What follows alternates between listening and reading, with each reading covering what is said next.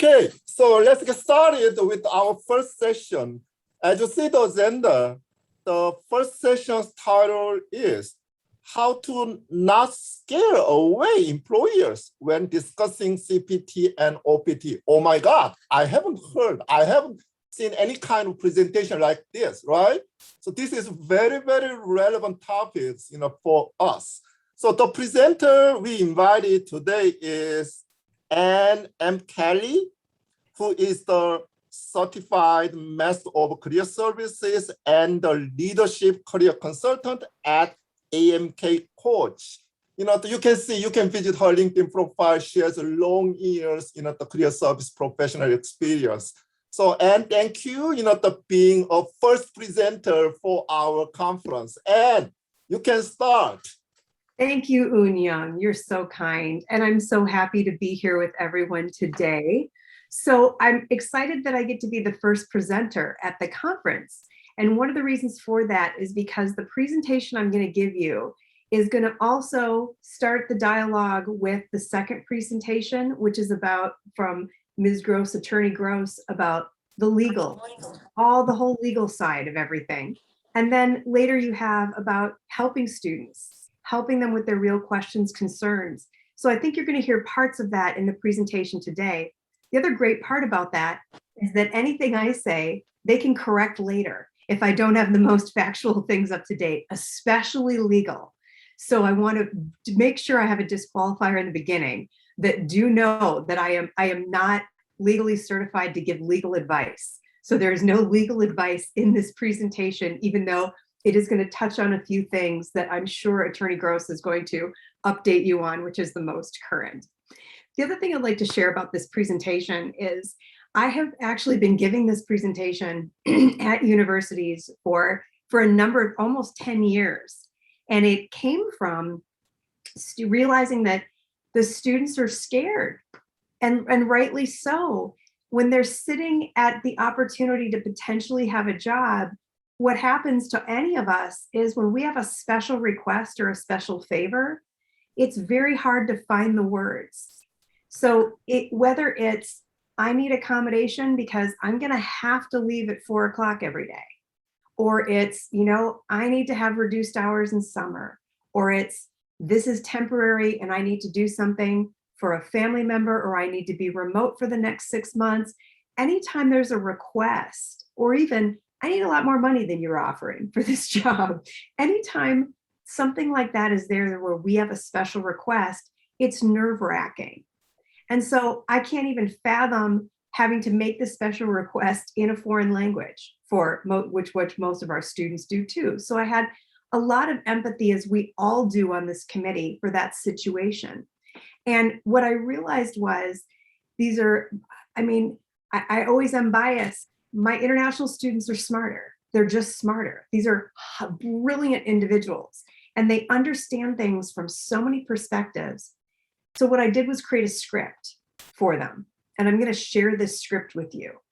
And there's key parts to that script that you'll see as we move forward that help them feel confident. So I'm going to start screen sharing with you. And let's see if we can get my presentation into full presentation mode. All right, there we go. Great. So what's our objective today? The objective is, what's the secret to an employer entering a student into an H1B lottery? How does the lottery really work? What to say to not scare away employers? And then what you need to do as an international student to secure employment. So this presentation is written towards students, but I think it's very applicable for you thinking of presenting a similar presentation, or thinking about when you yourself are trying to talk to employers, how to talk to them about having students in front of them. So what I planned to do was to speak to you a bit like I do students. So if I'm talking to you as though you're the job seeker, that's the reason why. All right, so what is the secret? What's the secret to entering you into the H1B lottery? I'm curious if in the chat, if you want to put some ideas, what do you think the secret is to getting into that H1B lottery? Because that's what they're all looking for, right? That's what they're looking for. So throw some things in the chat and we'll see throughout the day if these things are true. All right, let me tell you what the real secret is to the H1B lottery. Don't panic. Don't panic. Now, typically when somebody tells you not to panic, you then start to panic. But what I found with the students, anxiety is high, right? So don't panic. That's going to help you. Be the expert. You have to be the expert about this process, not the employer. Prepare. This is in addition to everything else you have to do to prepare for job search. You've got to be prepared and have your resources ready for the part about being an international student and your CPT and OPT. And practice. I used to have out loud in my office, I would say to the students, pretend you're reciting a poem, but we have to practice this out loud. We're going to try it again. And we would just run the questions and the answers over and over again around CPT, OPT. So the real secret is that first one, don't panic, because if you don't panic, the rest will be part of this. So let me tell you a little bit of what I learned from an attorney about how the H1B lottery works, because I think this was interesting. And what he did is he always came in and gave this great presentation to our students. And he said, I know you all are thinking that if you apply to a company that has more applications in the H1B lottery, that there's a higher chance that you're going to be accepted in the H1B lottery. And he said, it doesn't work that way at all. And he said, you have to understand that, he said, when I started doing this work, he said, today things are a little bit more computerized, but they used to print out every single set of applications sent in, and you got randomly assigned a number. And then what would happen is they would drive all these in an armored car to a location in DC, like a hotel ballroom, and they would spread them all out on all these tables. And then the next thing they do is run the lottery number list. So they'd run the lottery number list. And if they'd take the first number at the top of the list and they'd read it out and they'd go and run and they'd go check, is that document perfect? And if anything was missing in the file or there was any question, they just tossed it aside. And then they went on to the next number on their list until they had their quota. So he said, I need you to understand that today it's about a 50% chance of even being selected. So you get to the point where you're at a company and they say, absolutely, Anne, we would love to submit for this. It's still only about a 50% chance that it's going to work out. That was a very sobering statistic to put in front of the students. And what I found that it did is it reduced panic, because it showed them what parts of the process are in their control and what's out of their control. What's in their control is, let's make sure that file is perfect. And the folks at the two universities that I've worked with that work in the International Student Service Office who approve those applications for OPT, CPT, always make sure everything's perfect. They never missed a thing. And they would make a student redo something. Same is true when you engage with an attorney, which you need to for the H1B lottery process. So I would assure them that you're going to have a team of people helping you do the one part you're in control of. Everybody has the same goal, that it's perfect when it goes there. The other thing that I always love to talk to them is about, the cost was $4,000 to $6,000. That's not, when you're looking at the size of a salary, that's not as much money for this sponsorship. That's a lot of money perhaps personally, and it's a lot to a very poor student, but it's not to a company. That is not a huge sum of money.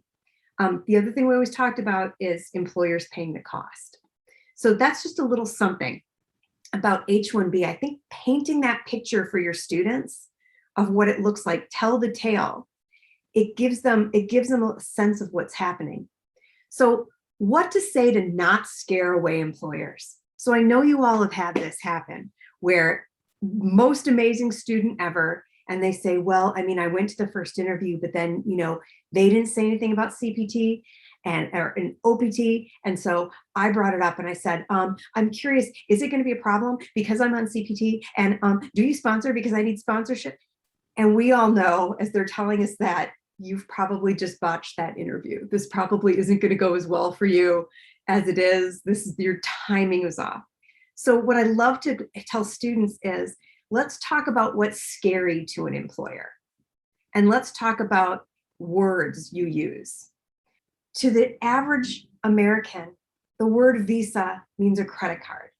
When you start to bring up visa, maybe they have some experience if they've traveled with understanding that you need this to go somewhere else.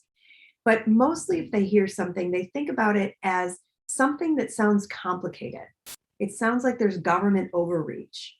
Sponsor. If the student says the word sponsor, I need you to sponsor me, they have no concept. Employers just have no concept of what that means. Attorney, the word attorney, no business wants to hear the word attorney. And what's going through their minds at that point, thoughts that scare them. Well, hang on a minute. If I'm sponsoring you, can I still fire you? Did I just lose my control in this situation? Will the government be looking at my business more closely now? Because I don't need them poking around my business. And then cost, this sounds expensive. Nope, you're talking about an attorney. No, is this going to be like $100,000? Like, what kind of commitment am I making here to this? So once the students saw where the employer's mind could go, that was really sobering for them. That too was something that they're like, oh, well, I never thought about them thinking that they couldn't actually fire me. So these are 3 areas to think about talking to students about. And instead, what I tried to do was replace with them the not scary. So what can an employer hear? So what an employer is, interested in hearing, all right, concepts, $4,000 to $6,000. Again, to a student, that's a lot of money. It's not to an employer. Retaining you employment. So instead of that idea of, well, I can't get rid of this person because I'm sponsoring them is what they're thinking that's not correct, retaining you in employment. Talk about your loyalty, how loyal you will be to an organization, how much you want to make your career there. The other thing they can paint for them is it's a bit of being a hero. So I said, don't tell them they're being a hero, but you're giving them an opportunity for the next time they get together with people to say, wow, you know, one of the most rewarding things we've done this year at the firm is we brought in this great employee. So he needed sponsorship, didn't know anything about what that meant, but wow, he is the best employee. You know, had him over for Thanksgiving because, you know, hadn't experienced that holiday here before. His family's not here. You give them something more special about you as an employee over other employees. The other part of this is, since OPT is still sponsored by a university, there's still a partnership with a university. Universities are rock solid. They know that there are a number of people they could call as an employer at a university if they needed assistance. And they also assume it doesn't cost anything, unlike calling the attorney back could potentially have a fee associated with it. So that's another part of this, that these are ways to provide insurance to an employer. So what do you actually say? What do you actually say? So this was my part, and you see there's don't panics peppered all within here. This is the part that I explain to students is what you want to do is you want to have this as a conversation you've practiced. So this was a slide that I would print out and hand to all of them. It was something that I would give them. And the idea is this needs to be in talking about sponsorship. So how do you get this sponsorship? That any employer, you can discuss this with any employer. You just have to speak their language and introduce it in a way that it's palatable for them. So the first thing I'd say is give thanks. And I would tell them to work right from the script. So talk about learning so much, enjoying the people, that hopefully you've seen how dedicated I am, my appreciation for your business and the industry, and that hopefully I make a positive impact on your ROI. So even if it's not tangible numbers, are they making a positive impact on the return for the company? And then here's the reason I'd like to have a discussion is I want to keep you updated about my work visa. There's no problem. I would often have students say, I right away said there's no problem. The next step is called the H1B visa that processes each spring once per year. That's as much information as an employer needs. That's as much information as they need. Then provide confidence and be the expert. So what happens is an immigration attorney works with the university, with our university, to complete the application. University, the attorney, and I can answer questions you have. you as the employer agree to support, or that's where that word sponsor comes from. And I always told them, air quote it, like make it seem like it's a less scary word, the applicant. I can't sponsor myself. I have attorney recommendations and I can lead the process picking one. For you, it means some paperwork and some attorney fees. Now, and then I always tell them, keep talking. So don't pause right here. Just keep talking and say, I'd like to propose that in lieu of a raise or a promotion, that we could begin this process. We all would work as a team, the university, the attorney, and us. And I explained to them to change their language to us. Now put yourself as part of the company. So you're not a fourth entity, you're the third entity. So there's 3 groups working, university, attorney, and us, the company. The cost is around $4,000 to $6,000, depending on the attorney you and I select. And I'm interested for the attorney to update that. So typically once the employer hears that amount of money and they've heard in lieu of a raise or promotion, I've actually had students that got the raise, got the promotion, and the attorney was not rattled by the $4,000 to $6,000. Then next would be give them time to process. So say to them that you don't expect an answer today. Please let me know what I can provide to you to help you consider the proposal, and I'm happy to lead the next step. So I always said, don't stare and leave them hanging, because they aren't going to know how to respond. So this is, and then end with give thanks. Thank you again for your time today, and thank you again for this incredible opportunity. This is what we would rehearse. And we would rehearse this early on when they first started the programs, when they were first there, because if they had this in mind about how the conversation would go for H1 visa, when they've graduated and they're at their job, then it's going to help them understand and set the precedent for even CPT conversations. That has effectively been used by at least, oh gosh, I don't even want to count the number of students, but it has helped students, especially in organizations where this is a completely brand new process. They have no idea what this is. So the other place that it has worked is larger organizations. So one of the reasons that I broke everything down into very simple terms was actually based on a conversation with one of the big 4 accounting firms. And they are famous for taking lots of international students and not blinking an eye, if anything, seeking them out of the candidate pool. And one of my students had a question, and I called the recruiter that we were working with. And I said, hey, hopefully it's a really quick question. It's a CPT question. And I said, do you have time for that? She said, yeah. She was really hesitant. I said, well, I can call another time. And she said, no. She said, what's the question? And I started the question, and she said, okay, this is a little embarrassing. She said, but there's really only a couple people within the entire organization that really understand the ins and outs of CPT and OPT. So, I mean, I don't even know where to begin to start this question. So we've been working together for years. She has recruited hundreds, if not thousands, of international students across the country. It's not her job to understand OPT or CPT. So that was very eye-opening for me as the career professional. So I think that's something that I'd encourage you to keep in mind, is to always remember that all of this terminology is scary, right? It can create panic. So we want to make it as simple as possible. So for the students, the other thing that I would try to talk about is, what does an international student need to do to find employment? So sometimes I do an entire workshop on this, and the workshop wasn't different than what other students who are non-international students need to do to find employment. It's really the same.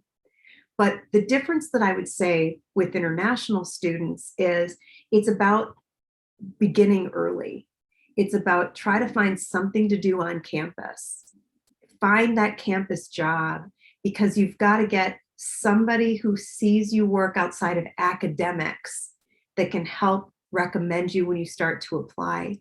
Attending, I always point to attend the career events, even if it won't make sense to you, and it has nothing to do with it being an American thing or an English thing versus your home country. This is new, and this is foreign to all students, because students don't have experience looking for full-time jobs. Other students might have walked into the local restaurant and gotten hired on the spot or within a day. This isn't that process. The other part is always emphasizing apply, apply, apply. Now, sometimes I have to watch the students because they're so dedicated. I would come back and I'd look in that handshake system and there'd be 200 job applications, many of which they weren't. It was like, but are you studying physical therapy because you applied for a physical therapist job? So sometimes it was a little overzealous, but still getting them to understand the scope. Attending the networking events. So most international student groups have conversational groups. I always said to them, it is okay to go to a networking event and set your goal as I'm going to go to the event. I'm going to find Anne in the room. I'm going to say hi to her and I'm going to talk to one person I don't know for 2 minutes. And anything I do beyond that is just icing on that cake. It's flowers, it's sprinkles. And that was always a way to get them to just first get familiar with the room, get to see what it's like, And again, you see, don't panic. And I always say to them, don't panic. When you're starting to get worried, that's when you come to us.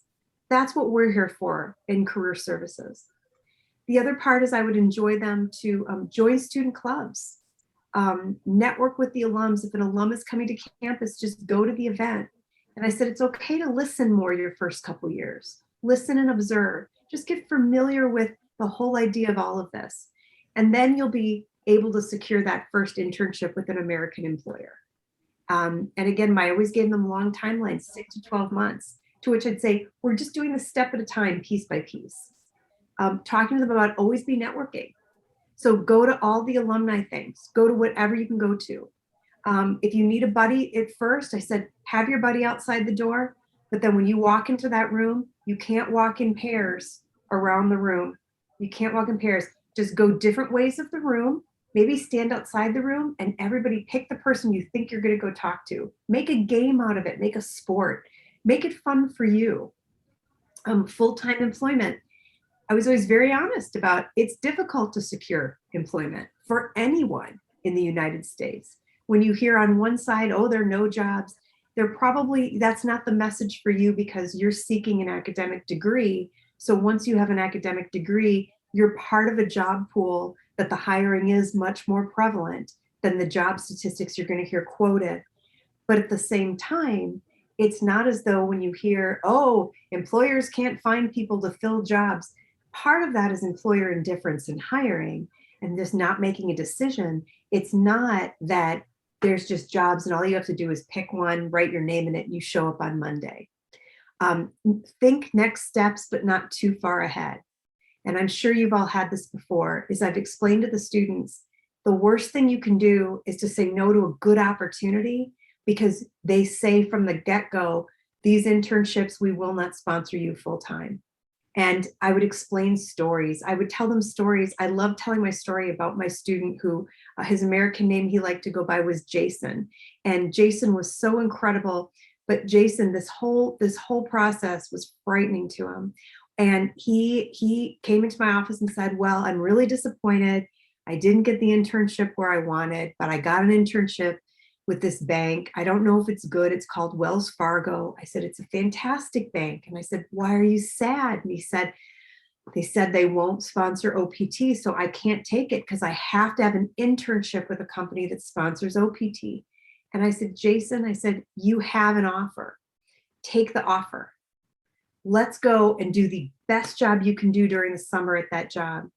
And we stayed in touch that summer. And when it came time, about 3 weeks before the internship ended, I said, now's the time to sit down and explain to your manager that you can't go farther at Wells Fargo. So we used much of the language that we on the sheet that you saw before. We edited that to talk about, I would love to move forward, but I know this is your company's rule. Well, the manager, of course, lit a fire under him. He went and argued, was livid, got all of his buddies involved. They were livid that when you have a great employee, that there's this silly policy out there. And he said, I can't get the policy changed, but here's what I can do. He set up a lunch. He took him out to lunch with all of his buddies. They all met him. He said he learned so much. He ended up getting 2 full-time job offers because he ended up applying to all the companies for everyone that was at the table, and 2 of them helped pull him through. He's had just tremendous career success. And part of it was, again, helping with that. You've got to look beyond. You can't, or you got to look at just the opportunity. When you look so far beyond, you miss the good parts that are already there. So the next part is just a reminder, don't panic. To students, you can do this step by step. You are not alone. When you are getting confused, when you're spinning in circles, come to Career Services. We are here to help. And again, don't panic. So what I would say for all of you for key takeaways from today, don't panic, right? Everybody say it out loud. Ready? On the count of 3. 1, 2, 3. Don't panic. Don't panic. Good. Thank you. Help them be the CPT, OPT expert. Help them be the expert in knowing the basics of the process, but also not going too detailed and thinking about the timing of when you talk to an employer. The same is true for you. So I had brought a lot of marketing agencies and marketing jobs and PR firms, which was my career prior to being in Career Services, had brought them into one of the universities. And one of my students said, they don't even know about this OPT and I don't know what to do. And we went together. And I said, can I talk to you about this process? Well, and again, if we go from the perspective of assume noble intent, that employer was, again, just like the other employer for Jason, livid. This is ridiculous. What do you mean this amazing person has to jump through these extra hoops? It became a crusade. It was, we're going to do whatever we have to do. This was years before any of us were working from home. I have heard now from 5 students recently that I worked with that the employers said, if you don't get this H1B thing, you go work from your home company and you're still employed with us. That's fine. Until we can figure out a way to make this work, we're not losing you. So you helping to advocate and explain it to the employers in, again, broad general terms, and that we, the university, we don't abandon you. We're with you the whole way. I've received close to no calls from employers once they're out there. They just want the peace of mind and comfort. And then prepare and practice. So we too have to practice. Have you practiced out loud how to speak to an employer about CPT and OPT? Have you had a session? Have you prepared employers for it? Do you have an employer session every year? That's why you should hire an international student, why you should hire them, how easy it is to hire an international student, all the rewards of hiring an international student. Do your alumni groups speak about these different things? Can you go talk there to the alumni groups and talk to them about it? That's part of your preparing and practicing in a number of different levels. I think for you as professionals, prepare and practice the practices, you going and pitching employers, you putting it out there. All right. Well, with that, we are at the end of our presentation today. I believe we're at Q&A.